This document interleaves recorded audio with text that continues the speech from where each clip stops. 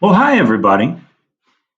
Did you know that according to the CDC, the people who keep track of our health information, 9 million children between birth and 19 years old are seen for injuries every single year in the emergency room and hospitals?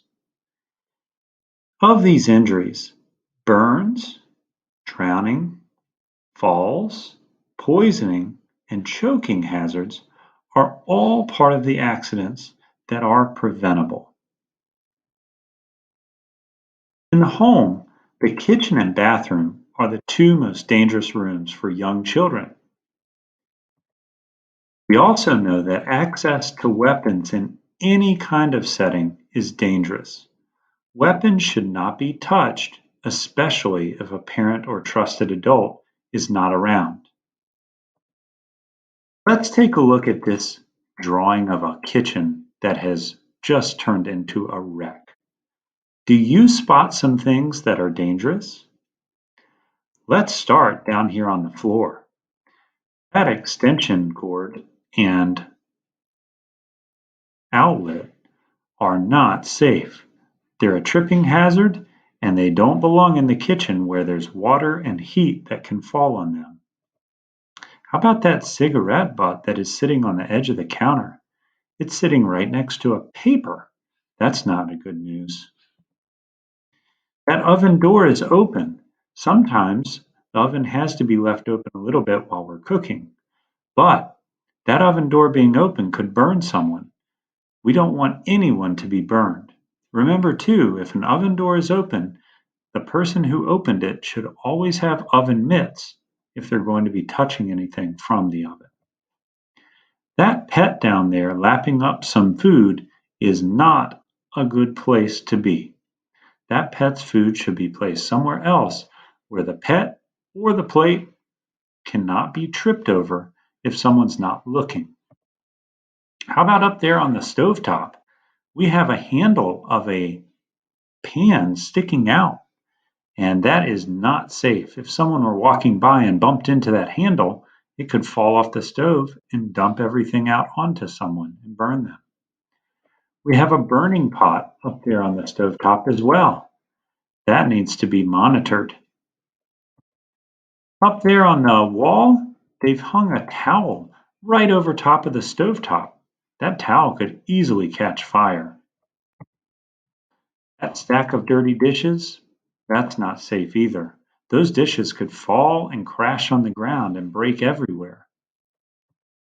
How about that open cabinet down there with cleaning supplies? That's not safe. Up there, the toast is burning. No one's watching the toast that's burning in the corner. How about that overused outlet?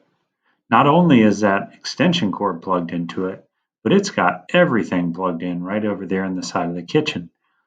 That overuse of the outlet can cause an electrical short, which can cause a fire. Now let's take a look in that microwave. We remember that any food that's been heated up in a microwave needs to be taken out with oven mitts on, and the food needs to be stirred thoroughly before feeding it to anyone. Microwaves do a great job of heating food up quickly, but they don't heat food up evenly. So there can be very hot sections of food and very cool sections of food in the same dish after using the microwave. Be sure you mix up that food. Keep on looking down the counter. What else do you see? That knife on the edge, and the knife is pointing toward the people walking in the room. That knife needs to be put away. Speaking of putting away, is that drawer safe? No. We need that knife drawer shut so no one bumps into it or hurts themselves. There's one more big thing that's sticking out. How about that floor? Looks like the dishwasher is leaking. We don't want to have any water on a kitchen floor where someone could slip or electricity could be affected.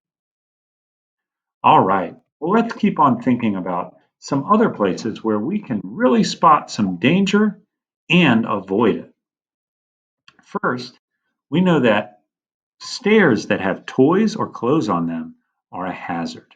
We want to make sure that those stairs are kept clear of anything someone could trip or slip on. Next, we see a picture of a pool drain. If you go swimming and a pool drain is broken, get out of the pool and let a lifeguard know immediately. Pool drains can hurt anyone if they're not on correctly. You see, there we have an empty pool. We never want to go swimming by ourselves. We always have to swim with a lifeguard or an adult who's with us. Down in the corner, we have a little toddler who's climbing up a bookshelf and climbing up toward the television. We want to make sure all of our TVs and all of our bookshelves are anchored to the wall. How about electricity and water? Do they mix? No, no, no. We don't want to put anything that has electrical plug to it anywhere near water. Keep hair dryers, any kind of electrical device in a bathroom away from the water. And last, we got to watch out for our little brothers and sisters. Small toys with small pieces, coins, magnets, all those need to be kept out of the reach of young children because young children like to put things in their mouths, and these can be choking hazards. Now, 435 kids are treated for burns every day. Burn accidents happen in the kitchen, bathroom, and outdoors most often. Burns can be from hot liquids, fires, chemicals, electricity. There are dangers of everyday items in any home that can cause burns. So, we need our families to have a fire escape plan and practice that plan and make sure smoke detectors are working. You can be a safety captain at your house. Here are some things you can do. Check the smoke detectors every month. Clean fireplaces and wood stoves regularly. Never leave candles burning without people in the room. And if you're the only one in the room, make sure you have an adult in there with you while a candle's burning. Never play with matches, lighters, or fireworks. Those can cause fires that grow very fast. Never leave unattended pots or pans cooking, like we saw in our disaster kitchen a few minutes ago. Never overload an outlet. We don't want our outlets to be overloaded because they can cause all kinds of problems. Keep paper and clothes away from fireplaces and heaters. Keep curtains away from heaters, particularly space heaters. You want to make sure that everyone is careful around appliances like irons and curling irons so that people don't get burned, particularly those young ones in your house. Keep hot liquids like coffee and tea and boiling water, foods and pots away from the edges of tables, counters, or stoves. Be sure those pot handles are turned toward the rear of the stove, the back of the stove, and not hanging out over the edge. Stir food heated in the microwave carefully and thoroughly. Don't just eat something straight out of the microwave, it can burn you. Open items heated in the microwave carefully and away from your face. Remember, it's never a good idea to seal something that you put in the microwave. You want to make sure that it is unsealed. Pop the top so that it doesn't burst when you open it and pull it out. Finally, be sure you use oven mitts when taking items out of the oven or microwave and encourage your parents to do the same. Now, if we keep that in mind, we want to think specifically about burns. We know that fire needs oxygen to burn, right? So we want to make sure that if we catch on fire, like our clothing or our skin, that we're able to quickly get the oxygen away from the flame. The way that we do this is we practice stop, drop, and roll. Stop means never run because running gives the fire more oxygen. Don't wave your arms around because that feeds the fire as well. Drop. Drop to the ground and put your hands over your face for protection, just like this girl is. And roll.